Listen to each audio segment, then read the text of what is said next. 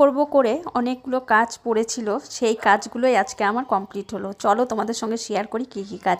এই যে সকাল সকাল স্নান সেরে পুজো করে রান্নাবাড়ি কমপ্লিট করেছি। এখন ছেলের সঙ্গে যাচ্ছি একটু বাজারে। এই পয়লা বৈশাখের সময় একটা টি শার্ট কিনেছিলাম বরের জন্য।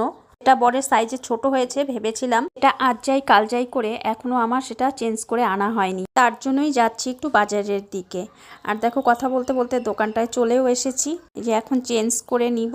লাগা জিনিসগুলোও কিন্তু ছেড়ে দিতে হয়।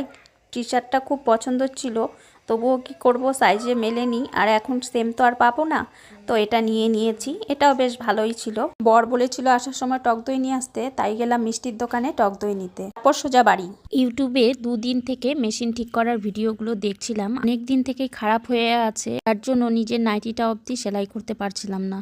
তো ভাবলাম যে না, মেশিনটা ঠিক করি, অনেক টুকিটাকি কাজ জমে আছে। এ তো হচ্ছিলই না, পরে অনেক চেষ্টার পর কিন্তু হয়েছে। ইউটিউবে যেভাবে দেখেছিলাম ঠিক সেভাবে করেছি। সত্যি কথা বলতে আমার সেভাবেই কিন্তু মেশিনটা ঠিক হলো।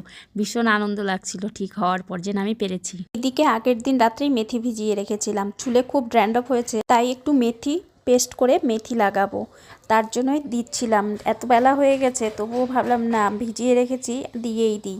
এর আগেও দুদিন ভিজিয়ে রেখেও ফেলে দিয়েছি জিনিসগুলো, আর দেওয়া হয়নি। এভাবে করেই আজকের দিনটা কেটে গেল। ভালো, তাহলে আজ আসি। ভিডিওটা ভালো লাগলে একটা লাইক করো, আর পারলে সাবস্ক্রাইব করে যেও।